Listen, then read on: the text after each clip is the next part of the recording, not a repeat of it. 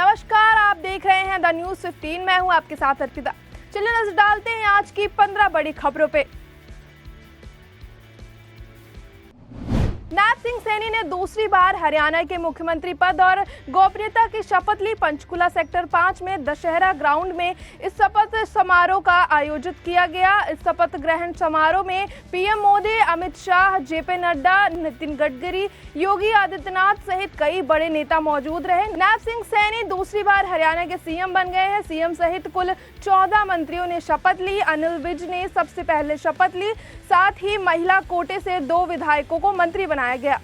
प्रधानमंत्री नरेंद्र मोदी ने गुरुवार को पंजाब के मुख्यमंत्री भगवंत मान को उनके जन्मदिन पर बधाई तथा उनके लंबे और स्वस्थ जीवन की कामना की। पीएम मोदी ने सोशल मीडिया प्लेटफॉर्म एक्स पर एक पोस्ट में कहा, पंजाब के मुख्यमंत्री भगवंत मान को जन्मदिन की ढेर सारी शुभकामनाएं। ईश्वर आपको लंबा और स्वस्थ जीवन दे। बता दें कि भगवंत मान आम आदमी पार्टी के नेता हैं और वो गुरुवार को 51 साल के हो गए हैं। उत्तर प्रदेश के बहराइच में दुर्गा पूजा के मूर्ति विसर्जन के दौरान पत्थरबाजी और हिंसा हुई थी। इस हिंसा में राम गोपाल मिश्रा नाम के एक युवक की हत्या कर दी गई थी। घटना में शामिल 2 मुख्य आरोपियों सरफराज और तालिब का इनकाउंटर किया गया है। दोनों गोली लगने से घायल बताए जा रहे हैं। जानकारी के मुताबिक दोनों नेपाल भागने के फिराक में थे। बता दें कि रविवार को बहराइच में दुर्गा पूजा के मौके पर मूर्ति विसर्जन यात्रा के दौरान सांप्रदायिक हिंसा भड़कने पर गोली लगने से 22 वर्षीय युवक राम गोपाल मिश्रा की मौत हो गई थी और पथराव और गोलीबारी में करीब 6 लोग घायल हुए थे।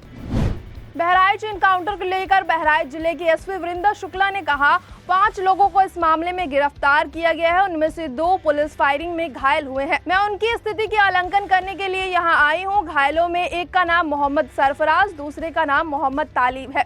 उन्होंने बताया कि नानापारा क्षेत्र में ये एनकाउंटर किया गया है। बता दें, बहराइच हिंसा में 2 मुख्य आरोपी अब्दुल हमीद के बेटे मोहम्मद तालिब और सरफराज को गोली लगी है। जानकारी के मुताबिक एक आरोपी के दाहिने पैर और दूसरे आरोपी के बाएं पैर पर गोली लगी है। सीएसपी में प्राथमिक उपचार के बाद दोनों आरोपियों को बहराइच भेज दिया गया है।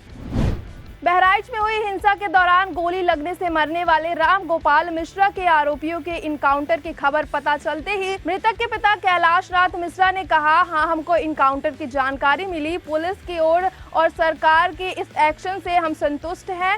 जब सीएम से जिले में मिले थे, हमें भरोसा था कि इंसाफ जरूर मिलेगा। हमको चलने फिरने में दिक्कत होती है। हमसे कहा गया था कि मदद की जानकारी मिलेगी, मदद की जाएगी। पुलिस ने ठीक एक्शन लिया है। कैलाश नाथ ने सीएम योगी को धन्यवाद भी कहा। उन्होंने कहा, धन्यवाद मुख्यमंत्री जी, हमारी मदद की, हम आपके आभारी हैं।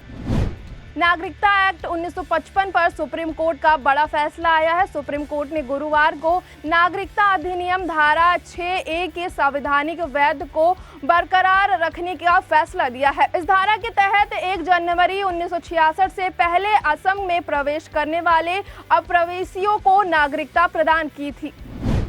हरियाणा के पानीपत जिले से सेक्टर 29 थाना पुलिस ने लॉरेंस बिश्नोई गैंग के सुखवीर को गिरफ्तार कर लिया है। बता दें कि सुखवीर पर बॉलीवुड अभिनेता सलमान खान के घर पर फायरिंग करने का आरोप है। बुधवार को देर रात को पुलिस ने सुखवीर को पकड़ लिया है। आरोपी सुखवीर पानीपत के रेलकरना गांव में रहने वाला है। बुधवार को पुलिस ने देर रात को जिला नागरिक अस्पताल में सुखवीर का मेडिकल कराकर उसे मुंबई साथ ले गई है।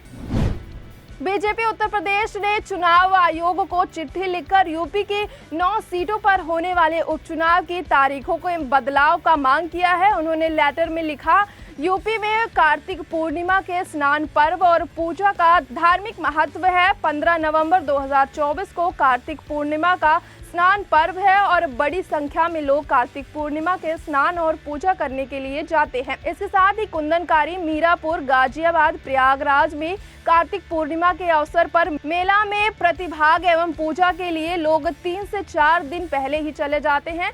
कार्तिक पूर्णिमा के कारण बहुसंख्या मतदाता मतदान से वंचित रह जाएंगे और आयोग का भी मानना है कि प्रत्येक मतदाता का 100% मतदान कराया जाए। ऐसी स्थिति में 100% मतदान संभव नहीं है, इसलिए चुनाव आयोग की तारीख 13 नवंबर के स्थान पर 20 नवंबर करना समीचीन होगा।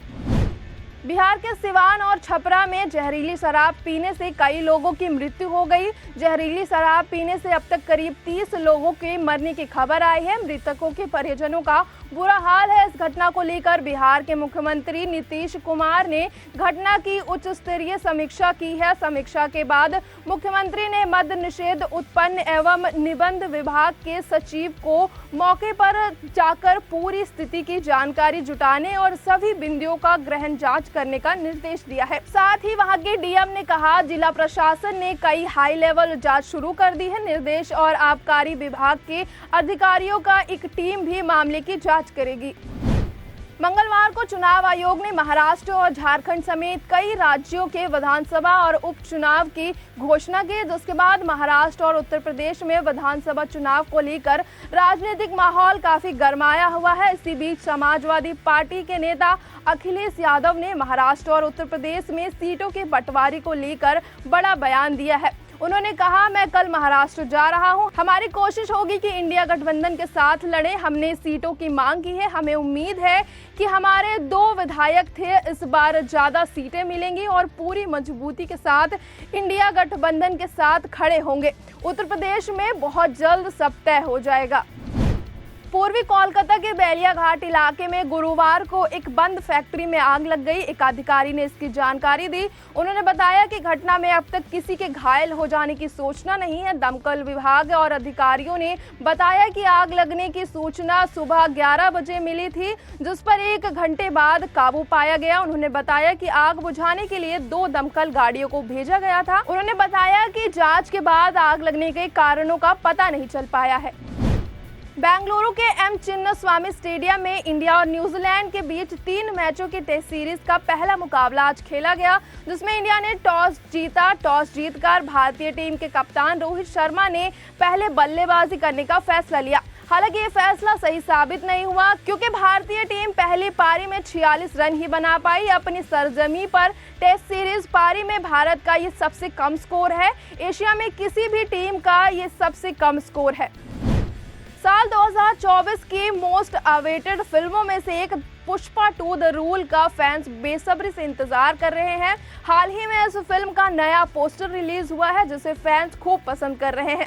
इस पोस्टर में अल्लू अर्जुन का स्वैग नजर आ रहा है। बता दें कि यह फिल्म 6 दिसंबर को सिनेमा घरों में रिलीज होने वाली है। इससे पहले फिल्म के 2 गाने आ चुके हैं, जिन्हें जबरदस्त रिस्पॉन्स मिला। ऐसा कहा जा रहा है कि नवंबर तक इस फिल्म का काम पूरा हो जाएगा। बांग्लादेश के पूर्व प्रधानमंत्री शेख हसीना की मुश्किलें बढ़ती नजर आ रही हैं। दरअसल बांग्लादेश की एक अदालत ने उनके खिलाफ गिरफ्तारी वारंट जारी किया है। अदालत ने 18 नवंबर तक शेख हसीना को पेश होने का आदेश दिया है। बांग्लादेश के आईसीटी के मुख्य अभियोजक मोहम्मद ताजुल इस्लाम ने इस बात की जानकारी दी। शेख हसीना के खिलाफ बांग्लादेश में मानवाधिकार हनन से जुड़े कई मामलों की जांच चल रही है। उन पर छात्र आंदोलन के दौरान जान गंवाने वाले कई छात्रों की हत्या का भी आरोप है। कनाडा के प्रधानमंत्री जस्टिन ट्रूडो ने स्वीकार कर लिया है कि जब उन्होंने पिछले साल खालिस्तानी आतंकवादी हरदीप सिंह निज्जर की हत्या में भारत के एजेंटों के शामिल होने का आरोप लगाया था, तब उनके पास केवल खुफिया जानकारी थी और कोई ठोस सबूत नहीं था। सिंधिया चुनावी प्रक्रिया और लोकतांत्रिक संस्थाओं में विदेशी हस्तक्षेप की सार्वजनिक जांच के सिलसिले में ट्रूडो ने गवाही देते हुए ये स्वीकार किया। उन्होंने कहा, मुझे इस तथ्य के बारे में जानकारी दी गई थी कि कनाडा में संभावित 5 आइस सहयोगी खुफिया जानकारी मिली है, जिससे ये स्पष्ट हो गया था कि भारत इसमें शामिल है और ये ऐसी चीज है जिसे उनकी सरकार ने बेहद गंभीरता से लिया। तो ये थी आज की 15 बड़ी खबरें। इसी तरह की खबरों को देखते रहने के लिए हमारे साथ जुड़े रहें और देखते रहें द न्यूज़ 15।